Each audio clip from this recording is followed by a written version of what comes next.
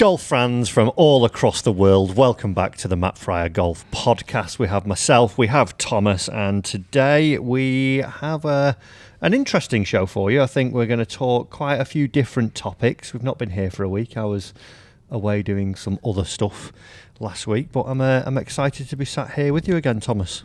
It's good to have you back. I missed last week. I know it wasn't a forced miss. Well, it was a forced miss, wasn't it, on my part? It was. So Yeah. that's 4-1 to me still. 4-1 to you. I missed 4, you missed 1.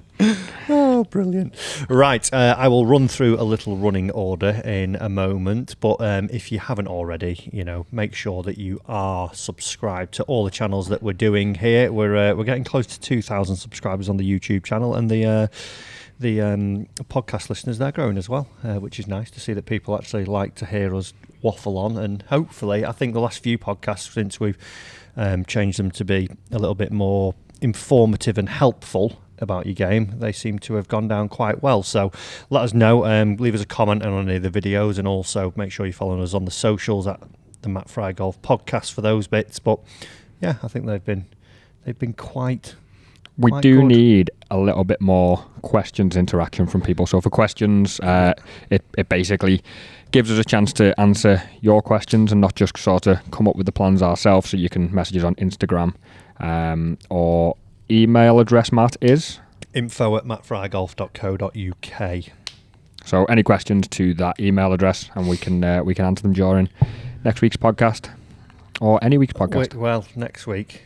Oh, not next week's podcast. Your fault again. Yeah, we're leaving you. We're off. So we are going to Dubai next week.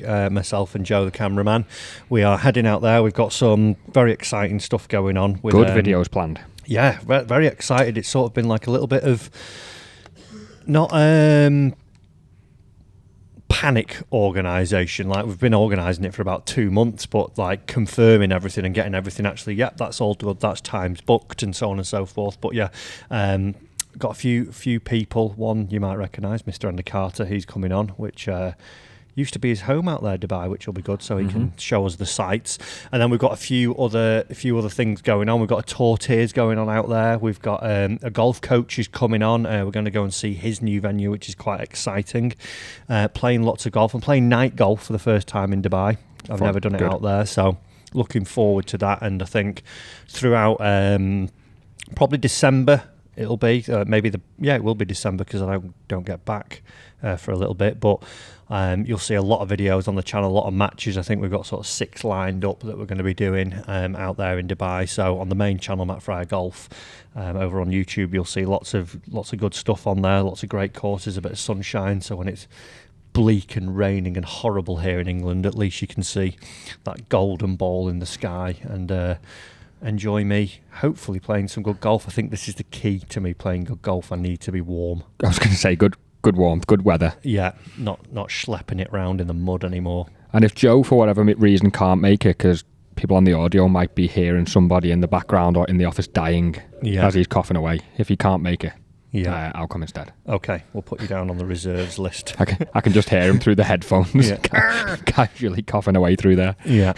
Okay, yeah, so Dubai next week, so we won't be here. We will be having a podcast, though. I don't know if it'll be out on the Thursday. It might be Friday, just because of the day that we're filming that one with a guest. So hopefully...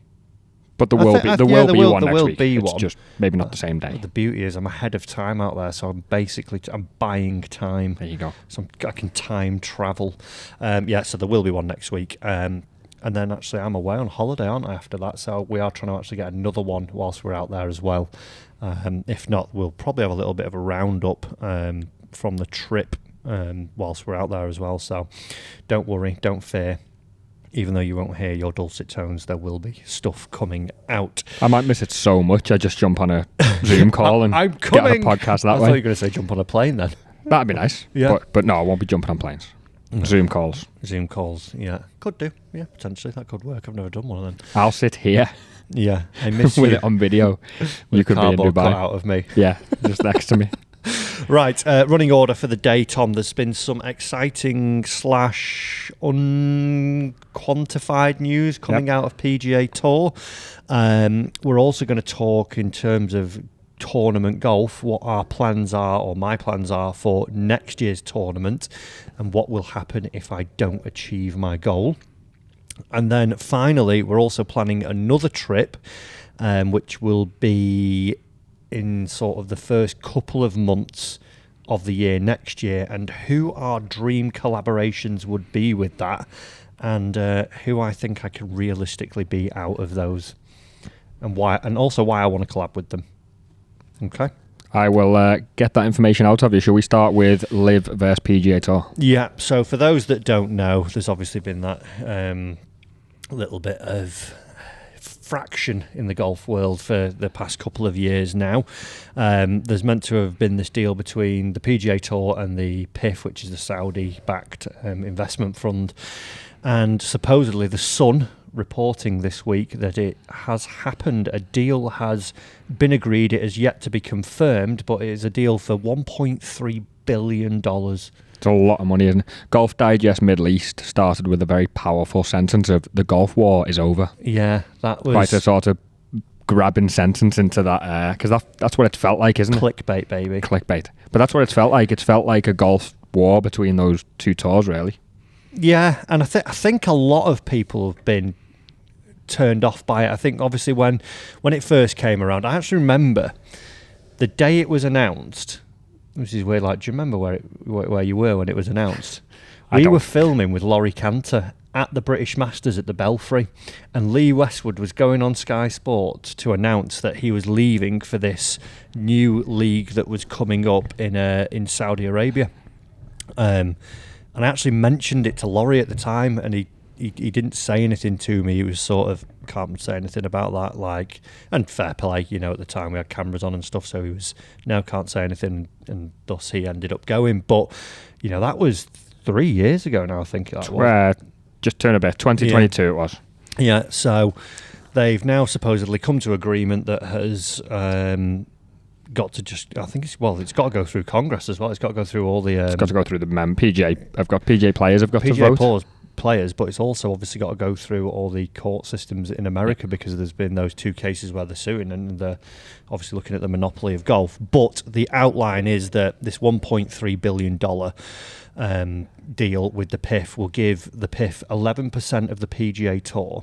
Yep. It will allow live events to be played under the PGA Tour umbrella, so they will carry on. Yep. Does that mean that they then get world ranking points for those? I would assume so. Essentially, because they're on that PGA sort of saddle, aren't they? And who goes to it? Who goes and plays those? Because if you're in the... Is one called the Fireballs? Yeah. If you're in the Fireballs and you were a PGA...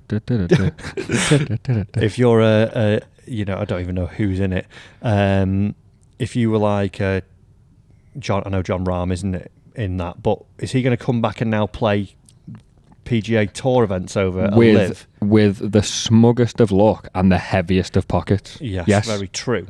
So I think it'll be interesting, and I don't think, like, the way that it's been put out is that, you know, it's done. It's done deal. I don't think it's that simple, personally. Well, this was supposed to be a done deal by Christmas last year, Christmas 2023. And then it's gone very quiet for, 11 months now, pretty much. Yeah. So it's not that simple. Obviously, the stuff that involves the law, like you say, which is way above our understanding, education, and small little golfing heads. We wouldn't have a clue about all of that. I have watched Suits, though, so same. All seasons. Yeah. So I can tell you that there will be litigation. Well done. Okay, good. There may be some mediation as well. Yep, probably. And there will be some papers passed between both Somebody parties. will be burying somebody in paperwork. Yeah, that'll happen. Yeah. Basically. And I would imagine there'll be a law firm based out of New York. Yeah, involved. And the boss has got the corner office. No, they've got away with that now. That's just taking it too far, isn't it? Okay. But yeah, so it's an interesting one, and I had a couple of thoughts on it, because obviously as well at the same time there's all this stuff going on with PGA Tour, and we don't get too involved with all that side of stuff. I think I'm like a lot of sort of average golf watchers out there that I just got fed up of it. Yeah. I didn't care. I've not really watched Live. I'm not that bothered by it. I wasn't like the bitchiness back and forth. It was just like, yeah, whatever, just sort it out. But then at the same time now, like, I've got a little bit, oh right, okay, interesting. And then I've been hearing a little bit more about these talks with the PGA Tour. Like, they're now taking the top 125 used to qualify to keep the tour card, so that's now supposedly going down to 100. That's got to be decided upon. They're talking about, you know, smaller fields as well, I think, from a time standpoint, because a lot of rounds were not getting finished because of slow play and things like that. So there's a few things there that's happening along those side. But I thought, do you reckon those 25, if you don't keep your tour card, well, they'll obviously either go back to the Corn Ferry Tour, or do you reckon it'll be, you can either go to Corn Ferry or you could go to some of the live events if that's now part of the deal?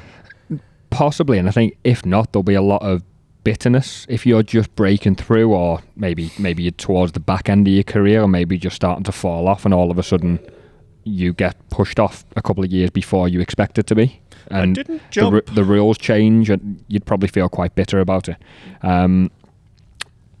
Like I said, I don't quite know how the live events are going to fit in, but you'd possibly go DP World Tour, because what I was reading, the DP World Tour are going to start to gain much bigger prize money. Yeah, they're going to benefit from it, yeah. Because of their partnership they have with the PGA. So DP World Tour events will be worth more money, and I think that's been the downfall of the DP over the last few years. People aren't playing them as much because it seemed like a mini tour. We went through some of the purses the other day. We were sat in the office, and do you know which one really shocked me? Like how much the Aussie Tour gets in terms of money for some of their prize funds. It's so little. And you think, like, the people that were playing in it, it was like staggering compared to what a PGA Tour event gets, to what a DP Tour event gets, to what an Aussie Tour. So it'd be interesting, to see if those feed, and hopefully that DP Tour could grow.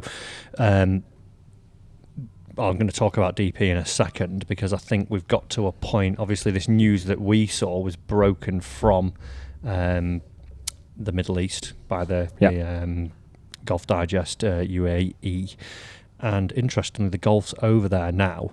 And it's do you know how a few episodes back, maybe 5 or 6, I was like, there's just no golf to watch. Yeah, I think the most interesting part of the year could be happening now. Go on. So with obviously this deal now, one of the things that has been talked about, DP World Tour, top 10 players who don't already have a PGA Tour card get their PGA Tour card. Yep. That is being kept as part of this deal that's going on. And that race is going to get really exciting now. So it's the top 70 now are playing this week in Abu Dhabi. Yeah. And then the following week, whilst we're there, the top 50 then are playing for the championship. Rory could basically win it this week. If he has a decent week, he wins the Order of Merit. That bit's sort of done. I'm not bothered about that. Well done, Rory. What I am interested in now is that the race for these cards is so tight. So as we stand, Roman Langas, who is a Frenchman, and I've just butchered his surname. Wasn't even a French accent. It wasn't too far away, isn't it? Is 35 points ahead of Ludwig Aberg. I think he's already got a card, though, so that's fine. And then Tom McKibbin, a Northern Irish chap, he is only 57 points, I think, back from Roman Languis. Okay. How many, give a little bit of, how many events left? Two. So Tom McKibbin's got to have a really good this week, or better than Roman Langas, to then skip in front of him. Can you give people a breakdown there of what sort of 50 points is in sort of layman's terms? How easy is it to make those 50 points up? How do you get your points? Is there any breakdown there? There isn't on this. I don't know what the event would give you if you just pull that up for the Abu Dhabi event. But at the back end, so basically we've got at the moment Thurston Lawrence, who was obviously fantastic at the Open and then just faded away at the end. He's in number 2 spot, getting his PGA Tour card because Rory's already got his. You then get Rasmus Højgaard, Horschel and Fleetwood have got theirs. Matty Manacero, which I think is just incredible, and so good to see him back, because he was, fantastic amateur, burst onto the scene, did fantastic things, won on DP European Tour, and then had a bit of time in the wilderness, really struggling with his game, back on Challenge Tour, fought all his way through, and now he is the third person in line for a card on PGA Tour, so that's just awesome. I think that is class. Nicholas Norgard, Jesper Svensson, McIntyre's got one, Roadhole Bob, Rikoya Hoshihino, very good at pronouncing names, Sebastian Sodberg, Jordan Smith, only Englishman to be getting one, then Guido Miglazzo. This is getting worse. Yeah. Miglozzi.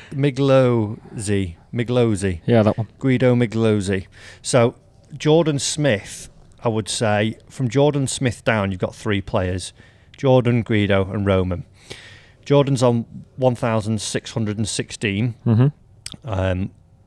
Guido's on 1,614, and then Roman is on 1,561. Then your likes of Tom McKibben, he's 1,500. Thorburn Ollison, 1,495.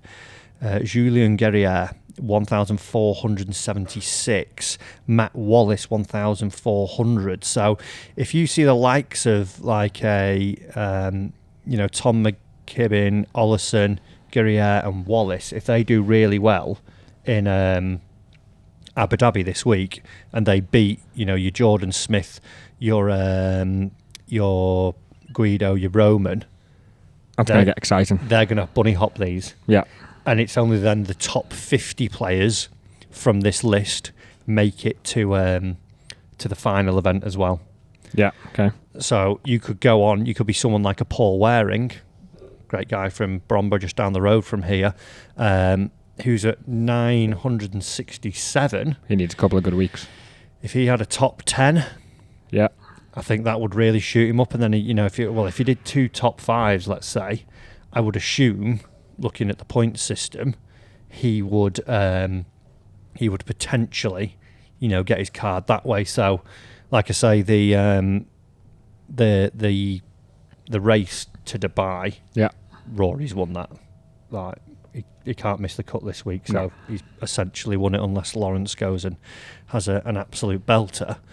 But that race for those cards is going to be absolutely class, I think. And you think they'll mean a little bit more now because they know the big prize funds are coming, Liv are coming back, your big player names are coming back? I think so, yeah. You look at for anyone obviously on the DP World Tour to then graduate up to the PGA Tour, it's just massive anyway. Yeah, it's massive, it's life-changing. Your purses, as we can see, are just so different compared to what it is on the DP World Tour versus the PGA Tour. So obviously if Saudi have then bought in at this 1.3 billion and they're getting even more cash plus that SSG cash for the DP Tour player that's going there, brilliant. I think, also from like a golf viewer's perspective now, there's not been much to watch, has there? No, and I think this would be my excitement from it, because Jay Monahan sort of said that he's used the word sort of innovation when he describes Liv, and although you mightn't love the Liv product, you mightn't think it's perfect, at least they've kind of changed the scope of golf. They've tried to do something a little bit different. Yeah. And for them to both come back together, I expect to start maybe seeing some more team events, maybe some more fun types of formats. Fun? Maybe. Fun in golf. PGA Tour can't be fun. So yeah, I think if they start to put the brains together and be innovative, like Jay Monahan saying Liv have been, and make a couple of exciting events, then we could be onto a winner, and golf could change quite a lot over the next couple of years, which would be good. Yeah, it'd be interesting, wouldn't it? But I think it is good that now there is hopefully some kind of line in the sand, as it were. From the opinion of the players, though, and how some players may feel, how do you feel if you are we won't use McIlroy because McIlroy's got plenty of money in his pocket anyway, but how do you feel if you're a player who didn't take the money? I know there's talks about them maybe getting a reward. Well, I'm fine then, because you give me that cash, baby. Well, pay me off, basically, which is what players are asking for, isn't it? Be interesting to see, like, how does that work? So it'd be like, Tom, we did offer you 20 million. You said no. So, you're already in the bad book. So there's 2. And you go, I want 5. Yeah, but you said no, though, didn't you? So we know that you don't really like us. Yeah. There's 3. Give us 4. How does it work? But yeah, I think as a player, I think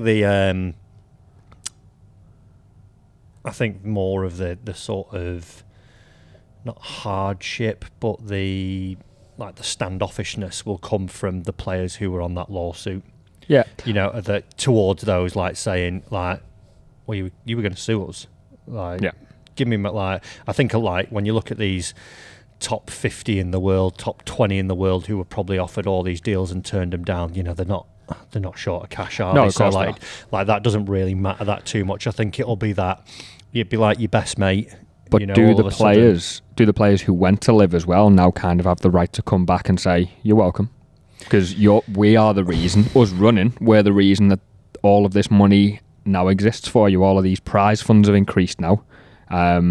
So, yeah, you're welcome. We done well for golf, is what their opinion might be. Controversial.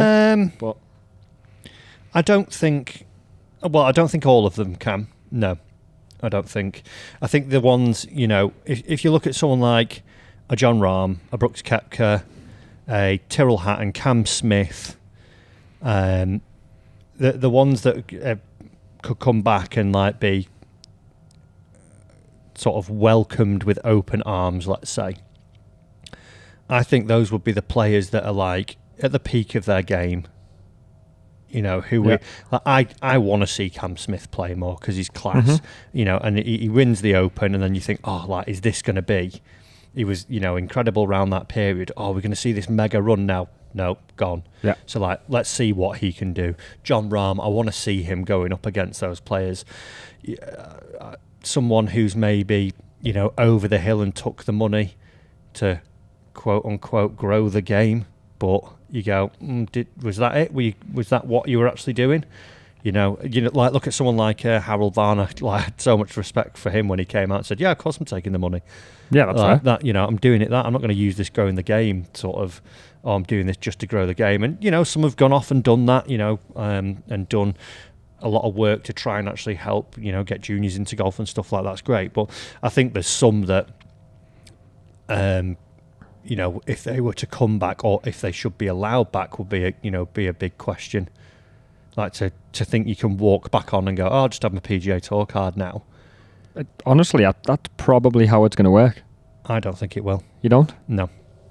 I think there'll be some. There might be some fines and sanctions. Yeah, I don't think there's going to be sanctions. Maybe, and do you know what? If they were smart about it, and if they actually had, like, the interest of helping the DP out as well, I would maybe say to whether it was every player, right? Okay, you obviously went and took all your dough. You were happy doing what you were doing. You said some things about us, right? To prove that you want to be back here, you want to play, you want to be part of this, you want to help. Build, grow the ecosystem that we've all now created together. Not that DP doesn't warrant being part of it, but you've got to go and play 5 events on the DP World Tour. Until you've done that, you can't come and play back here. Yeah. Because I'm not doing that. I'm not. Okay, sweet. You're not coming back. But then from the DP's perspective, we're no fools in saying that the PGA Tour is a behemoth compared to the DP. So to take to stand there and maybe eat a bit of humble pie, but for those events, the British Masters, the like the Spanish Open, if you get in, instead of just John Rahm turning up for the Spanish Open, you then get Brooks along with it. You get some real big names. Yeah. If you had like your billboard names from Live come into play X amount before at the start of the season, I think that'd be great for DP, and it would, I think, definitely bolster it up there pretty quickly, get a little bit more, definitely, and see, more people come and play it. Once again, Matt, you've solved everything with that idea. You do this every week, solve something. Do you know what's annoying though? No one's picking up the phone. It's Jay Monahan. It's like, I should be a football manager as well. I could do what Ten Hag did and get sacked and get 5 million. Yeah, I'm sat here. It Easiest was job in the world. He's yeah, in the Bahamas, still getting paid for 18 months. I know. Temp peg. God. Loving it. Right, so it will be interesting. I don't think it's as sort of cut line and clear as to. All I will say is your likes of John Rahm have played an absolute blinder. Yeah. Well done, Simple John. as that. Yeah. Very smart. Strategic wealth management. I'm going to leave, lads. I'll see you in 12 months. Yeah. With my money. Cheers. Right, then on to the big money stuff, Matt. The sort of PGA Local Northern events. region. Yeah. Big entry fees, big prize funds. I believe one of the prize funds next year will get into 4 figures. There we go. We're flying. Can't say which one. What are you? What have you got planned so far? What are you thinking? And is there any plans for a bit of winter training as well? Because you sort of alluded to the fact before that we are.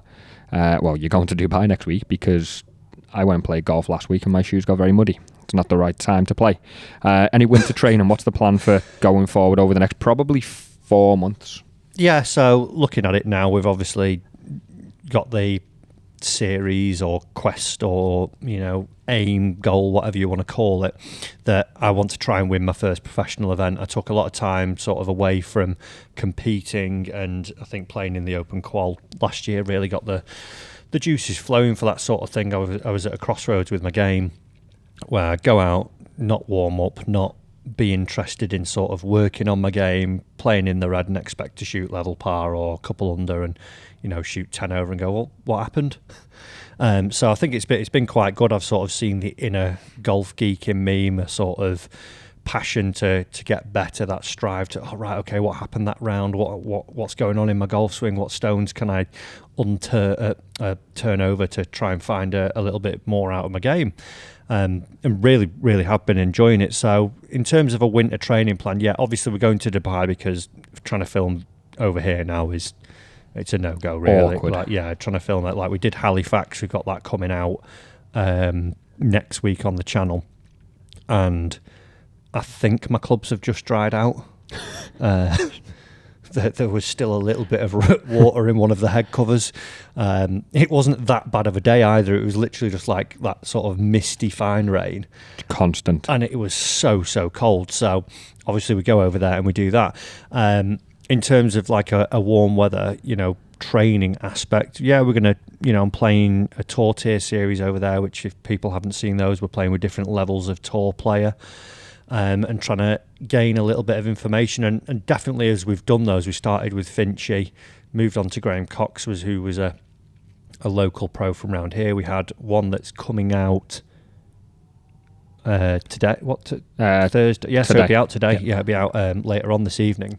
With a mini tour player, Fraser Moore, who's had, I can't remember the number off the top of my head. I think it was like he's had 15 worldwide wins on different sort of tours, smaller tours. He played a bit of Challenge Tour, then he got injured. Now he's back to it. He's playing a few events in Spain and just trying to get his way back up. And again, from playing with Finchy to Cox to Fraser, found it really insightful and have taken away something from each part of it. So whilst we're in Dubai, obviously got another one of those coming. Hopefully we can take something from that. I'm still trying to get a coach. I had a lesson off Andy Carter. Not a full proper lesson. It was actually like a playing lesson really, but we sort of touched a lot on the mechanics of my golf swing because he noticed something, and I do feel like I've actually hit it quite decent. I've been hitting some balls in the studio. I've played at Halifax in a awful day and actually played half decent given the conditions. So yeah, I think January we're going to be away. I think I'm back in Dubai in January with Mizuno, and then in America with Mizuno, and hopefully getting to spend some time with tour players. So there will be an element of I'm trying to hit some balls when I'm not filming and try and get some practice under my belt, but it's all, like I say, to try and get back to this being comp ready. I think I've sort of, at the start of it, I was like, oh, well, it'd be good for videos as well. Now I'm like, oh, actually, I want to be better.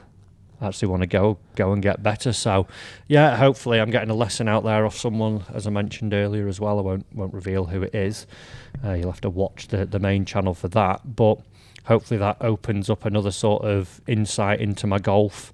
We're going to be on the course, playing 9 holes with them, and then we're also going back to their academy to have a lesson as well. So hopefully that gives me, something, and then I want to try and find a bit more of a permanent coach when I'm back over here and sort of graft January, February, March, and ready to go. Are there any kind of bigger swing changes you think that you're going to need? I'm obviously spending a lot of time with people at the academy where I teach at Trafford at the minute, and we're kind of having the conversation where we can really dig into the swing for the next 3 or 4 months and make those changes that you might ignore during the season because we inevitably often start striking it a bit worse when we make that change. Do you think there are any overhauls of your swing, or are you on more of a tweak? And yeah, I think, obviously I'm 20 years playing now, so it'd be stupid to say, right, okay, we're going to change everything. I think one of my big beliefs is your golf swing's like your personality. It's got traits, hasn't it?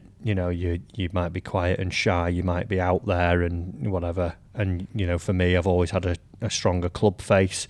I've always had to tilt because of it. So that, like, in turn with that lesson with Andy, has led to more slide instead of any rotation, and just like cocked up my pivot. So I think it's just ironing out, some of the creases and making sure, right, okay, let's get on top of it. Let's get it, back to being where it, it's at its best, and it's not sort of held together with a little bit of masking tape because all we're doing is just filming videos. It's like, this is what you need to do to make sure you're firing on all cylinders. I think one thing I want to do, which has become like more apparent, especially since doing the tour tier stuff, my short game, I used to be because I used to miss loads of greens. I used to have every shot with a wedge, as where I then got, like, I didn't hit it as good. Like, I don't think I strike it as good as I did when I was like an amateur and turning pro, but I'm not as wild with an iron, so I can just sort of like get it going, and it'll be, oh, it's just on the green or it's just off. My misses are nowhere near as wild, so that, like, my sort of arsenal of short game shots has maybe diminished. And also, like, because I haven't played as much golf and as much competitive golf over the past 5 years, sort of picking the right shot under the gun and picking the right shot at the right time around the green. So that's something that I really want to work on.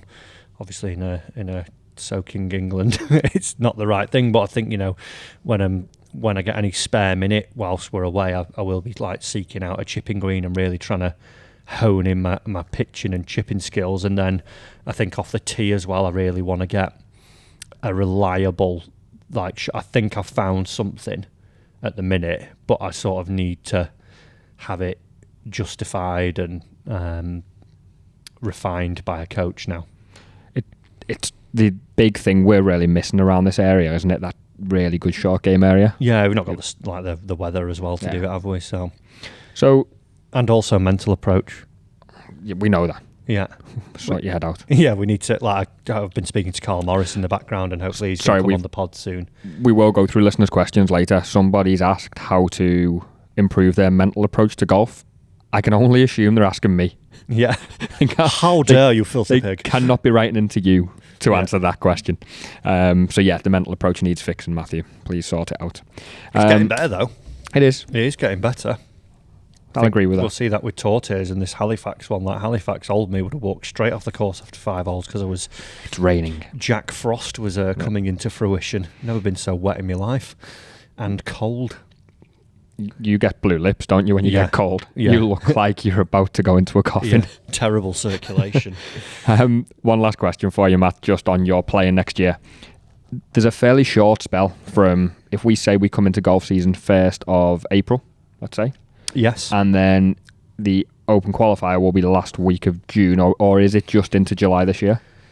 I've got a feeling it's like the 1st or 2nd of July. Right, okay. So you've got sort of 3 full months, April, May and June.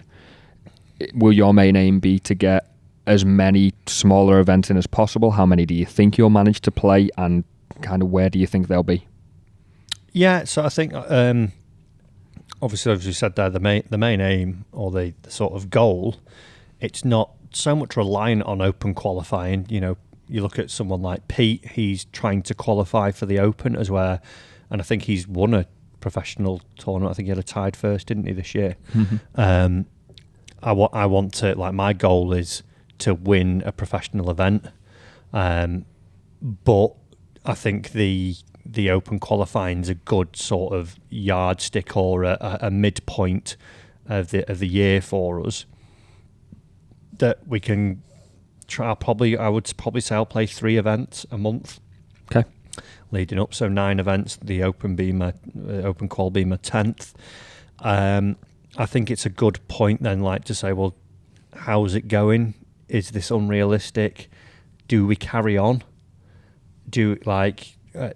Is 4 months or 3 or 10 events long enough to give yourself that time? Well, it's short, isn't it? I've had 1.5. We had 1, and I finished, I think, 11th or whatever it was in a smaller field, and then the second one was rained off after 5 holes. It's a short space of time to try and hit the ground running, to then get yourself some momentum. Yeah, find all aspects of your game. Like you say, you need to play maybe 3 or 4 rounds before you start to find your weaknesses and be able to adapt to them or improve on them. So it is really a short amount of time. Yeah, I think the bar's set high, but I think it's, you know, knowing what I'm capable of. You know, if I would have carried on playing PGA events 5 years ago, I would have said, I have a ruck of PGA wins by now. I don't think so. I think you've come second a lot. Yeah, probably. Yeah, be the Tommy Fleetwood of the PGA local region. He has won, obviously, a lot. So, talking his major wreck there. You said during the intro that what happens if it doesn't go well? What happens if you don't get your win? If you do play poorly, what's the plan? I become a full-time coach again. Okay. I don't know. I don't know. It's a strange one. Like I say, is 10 events enough? Is it? The YouTube's going to transition to an unboxing channel. Yeah. No more golf, no more coaching. Really getting into Minecraft at the minute. That's the one with the bricks, is it? Not a clue. Couldn't tell you. It's mine, yeah. There might be a mine shaft in it. Maybe. I don't know. What would happen? I think there's no point sort of trying to speculate on what if, because I think the journey's part of it, isn't it? You know, so cliche that. You know, just win. It doesn't matter. But I think in terms of and what we've got to remember as well is that, yes, I want to win and I am like more excited and eager to practice to improve, but at the end of the day, it's part of the business, isn't it, of like the YouTube videos and stuff like that. And what I have enjoyed and what we've seen from our side is like the connection to a lot of the viewers, the subscribers. Now they're sort of in like along for the ride and can sort of see, oh right, this is the journey and there's some direction. So I think after 10 months, as long as it wouldn't be 10 months after 10 events, as long as it wouldn't be, what if we let's say every event I would roughly imagine has got 30 to 40 people in it. Mm-hmm.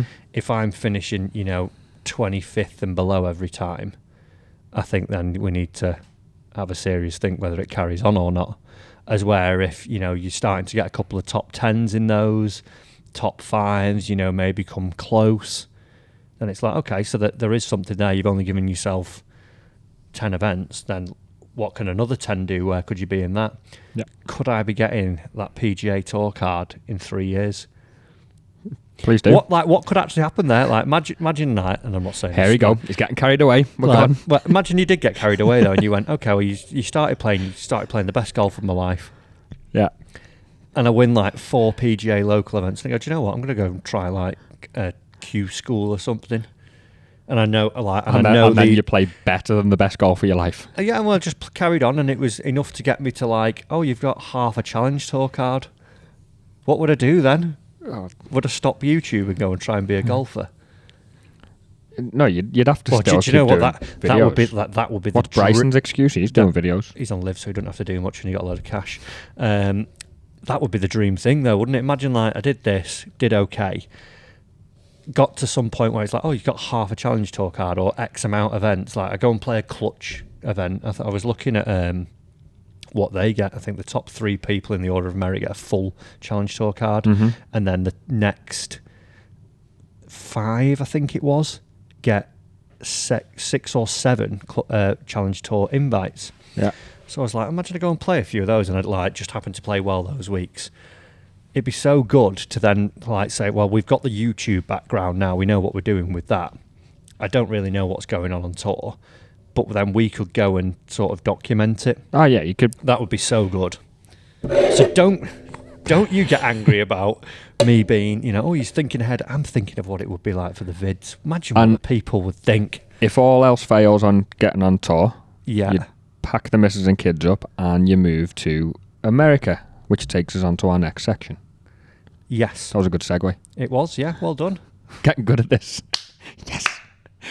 America this coming year, Matt, 2025. Yeah. So, yeah. Will I stop or quit on the golf? I don't know. We'll see how that goes. But, yeah. America, talk to me. So, we've had a few conversations about it now seems like the right time to go and see a few people in America and try Duke and school at PG.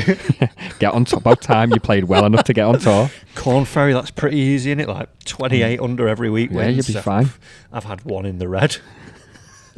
Sign me up, bro. In how many seasons? 5. Okay, so just do that a little bit more. Maybe play some pitch and putts, mini golf, get some more in the reds, and then confidence booster. I actually played Disney. What is it? Is it Crazy Golf? Yeah. Is that putting? Yeah. Yeah, we did that last time we went to America with Zach Radford. He took us to the... I was like, pardon, we're going where? He was like, we're going to go and do a putt video at... okay. Happy Gilmore length there. Yeah. And so we figured it out with the clown, which no longer has a nose. No. So trip to America next year. Yeah. Trying very similar to what you've just explained with going over to Dubai. The idea would be go for a week, 2 weeks, a shorter space of time, and try and get as many really good videos in as possible. Yeah. Collaborations always do well with the channel. It's great to meet other people who are in the industry doing the right stuff. So if you were to give a list of your top 5, Yes. who would they be over in America? Yeah, so we are trying to plan this trip at the minute, and I've reached out to a couple of these guys on here. And I think, from a video standpoint, it would be great. And there's talks with other people as well, like whether me and Finch go out together and do like a lot of 2v2s and stuff like that, because we want to try and break a little bit more into the American audience. I think given our channel size, we don't get as many collabs as ideally we would or should.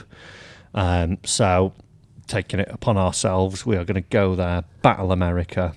Might even get like a camper van and just drive around.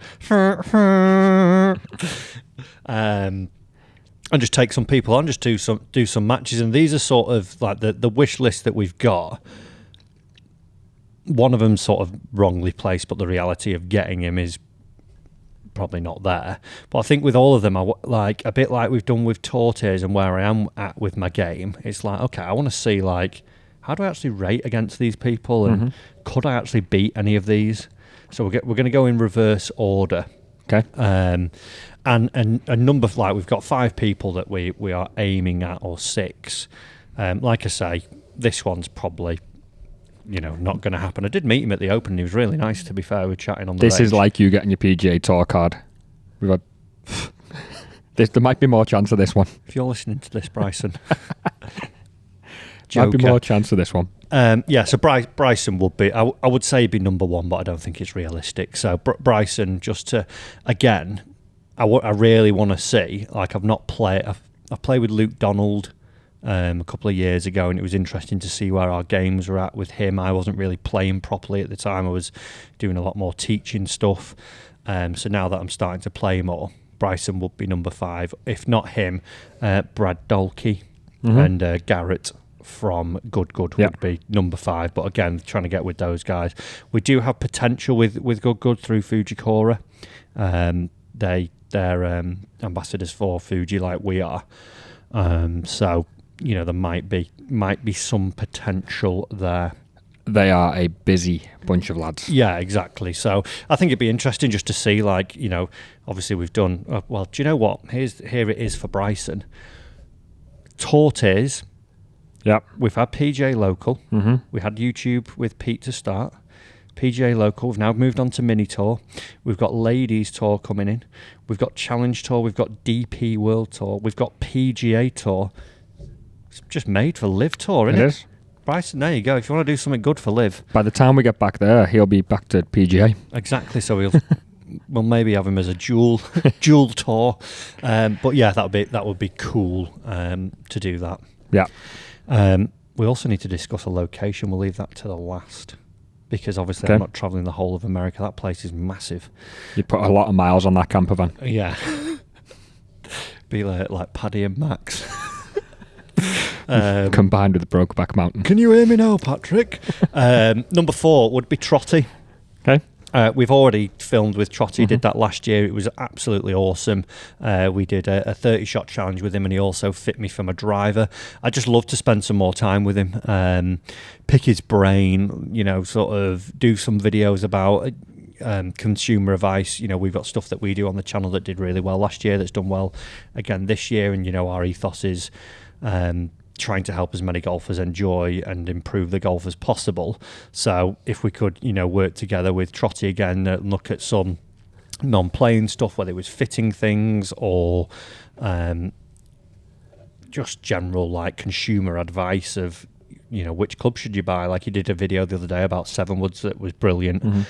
So I'd love to go and spend some more time with Trotty because he's a top dude. I think that would be class. Are we on to 3? Yes. Down to 3, go for it. This cat, I really like. I want to see him in the flesh. I want to see him play because there's a lot of obvious talk about how good he is. I know that he played Asian Tour. He's obviously just played the International Series and made the cut as well.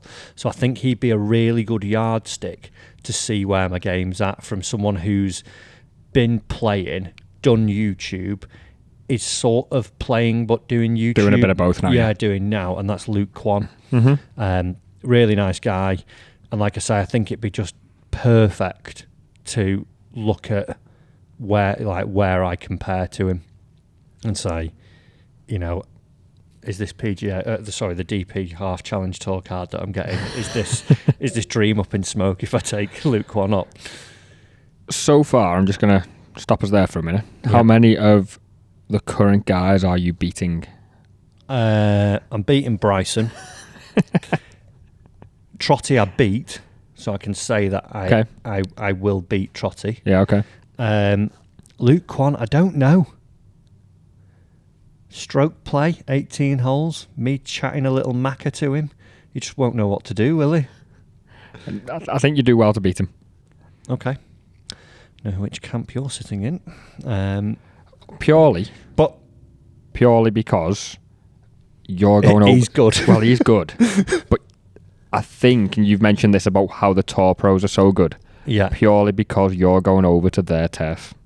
And it's different. But in America, there's a lot of different stuff going on the courses. In England, though, it's so much harder.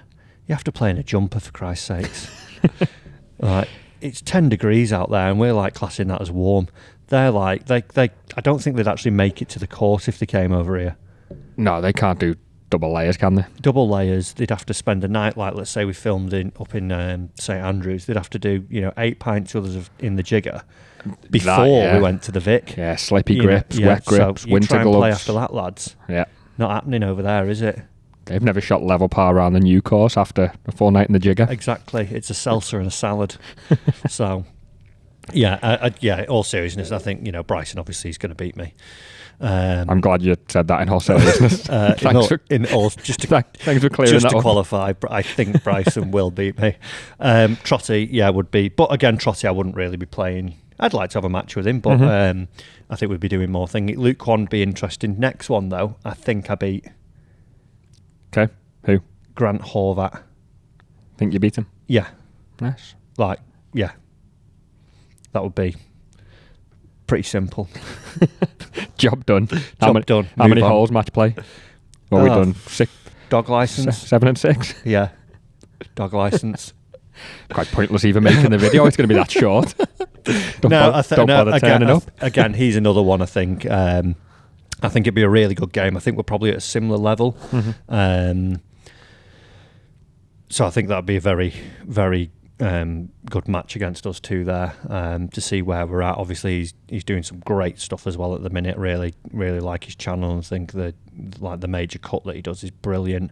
But then he's taken on. I think he's as well to talk to and get insight from. He's spent a lot of time now with his TaylorMade connection inside the ropes of the tour players. So even that we wouldn't do like a tour tiers video with him, I think you could get a lot of tour information from him.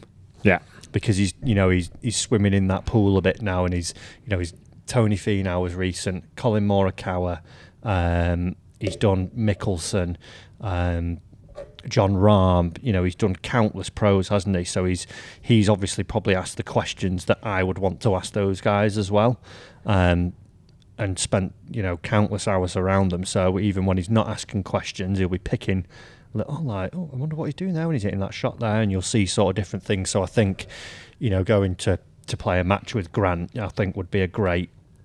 What you see a lot with the guys over there is kind of the buggy cam as well, because of the way they get to play golf, and you sit there, you could chat to them for a while as you're driving around the fairways in the sunshine in your t-shirt. Yeah, exactly. Plenty of sort of interview sort of points, aren't there, that you could go and get off those guys? Yeah, I think, like I say, he just have loads of great information that you could, that even he's not a professional, is he?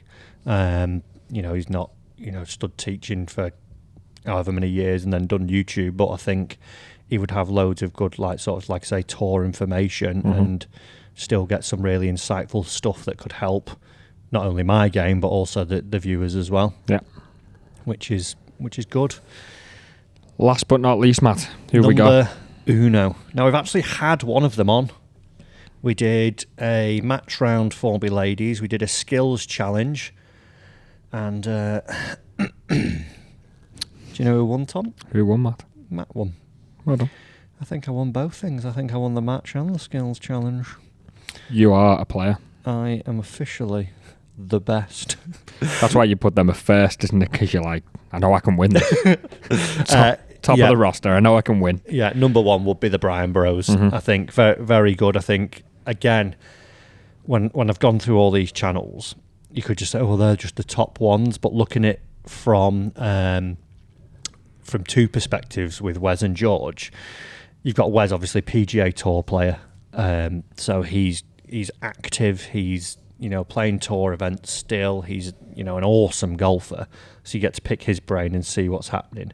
And then George is trying to qualify for tour, so almost exactly what more I'm of doing. what you're doing, so you feel like it's more relatable. Yeah, so you go, right, okay, well, what are you like? How are you actually? What's like your daily schedule? If you're not filming a video and you're trying to actually improve yourself for your game, what is it you're doing? What am I missing? What could I help? What could help me maybe achieve this first win? So I think that would do that, and then just to see where my game would be. I think like obviously Bryson not included, but you got Luke Kwan, who's Asian Tour player, now YouTuber, now playing a little bit, good benchmark. Grant, who's pure playing YouTube, good benchmark. And then the two of the Bryan Bros, you've got George, like I say, not a similar boat, but sort of similar-ish. And then Wes, who's actually like the PGA Tour player, and you go, right, okay, well, where are we at? Yeah. And I don't think like when you obviously they make the major cut videos they do with Grant are awesome. They're so good. The production's brilliant. But like the standard of golf is top notch. But you don't. I don't watch them and go, oh, I would get beat 10-8 there. No, and I don't think. I think it'd be like a close hang. Yeah, and I agree. And the videos don't necessarily rely on them being unbelievably good at golf. It's good to see that they are good golfers and they're very, very capable golfers. Yeah. But you're not sort of shocked by how good they are. No. And they're nice guys as well. Like when we had George over here, he came and we went out for dinner, then played a couple of days at Formby, and it was really like nice to hang around with and quite a nice guy. So on the same similar wavelength, which would be, a fun experience as well, which hopefully would come across in all the videos. Yeah. So, as a quick call to action for everybody, go on all of their videos, anything they post, and just tag @MattFryer. Just please collab with @MattFryer. He's travelling to America in 2025. Matt Fryer wants a match. You man enough or what? Maybe put that. Maybe not as aggressive as that. On Grant, if you go and put Matt said he's doing you 10 and 8. Matt, that's going to get him. Matt wants to give you a dog license. Matt wants to do a 9-hole course vlog, even though it's planned for 18. Planned for 18, you're done after 9. Yeah, probably not going to happen. But yeah, in all seriousness, if people are watching and they're active watching these guys as well, do help us along the way in getting us in front of these guys. Drop a few comments and stuff like that. Who would you like? Because they're always asking who would you like to see us collabs, and it seems to be that over in America there's a close bunch, and Finch is going over there and doing stuff, and if we can go over, do some travel and, meet up with these guys, as I said as well, one venue. I'm thinking Purcell Farms, Bandon, or Pinehurst. Some resort where there's... Yeah. Or, the only issue with when we're going, I really, really, really, really want to go to this place. I want to go to Cola. Yeah. I want to play Whistling Straits. I want to play the Irish. I want to play Black Wolf Run. They've got another little course there as well. I can't remember the name of it, but unfortunately, you will have to change February, the time of March. Yeah, so it'd be more of a ski vlog. Yeah, it will. It will be on the snow. We could have a snowball fight. Yeah. But do like I say, if you are on any of their channels, do put our name forward. We are trying to make inroads. So hopefully, we'll just play the guitar in the spring. Hopefully we can try and get something sorted, which would be very, very fun. Right, Matt, on to the questions that the listeners kindly send in. You've already answered a few. Have I? On I was doing some on stories. So you've done some stories which you've already answered. Yeah. So let's go with the stuff that you didn't. We've got the golfing OT, or OT, however you want to say. Is it worth getting an older driver refitted if a new driver is not in the budget? Yeah, 100%. Yeah, well, I think, was it last time we talked this, or two episodes ago? Maybe worth going back through that. But with the capability of being able to change the shaft now, you could get an old head. There's some, you see with tour players, they're using last year's models with new shafts. So yeah, go and get that done. Even playing with the settings that you might have done for a while, changing weights about or changing the loft. Even just having a kind of MOT on that can help, kind of. Yeah. Touring the courses, how can I improve my mental game out on the golf course? Clearly meant for you, Matt, because you're working on this yourself. Don't know. I think there was a question I put. I posted a question on the main channel on the community tab. If you don't go on those, we do quite a lot on there as well. So make sure you're heading over to that. We ask a lot of questions and polls on there. And there was something similar about this, saying I think it was more aimed at, I'm really good at the range, but I can't seem to get the mindset of my golf swing on the range to the golf course. So I think one thing, how can I improve my mental game out on the course? I think first it's well, what are you trying to improve? Being aware, it's like saying, oh, I need to be better mentally. Okay, well, is that with discipline of playing the right shot at the right time, or are you taking on stupid shots? Because that's a mental decision.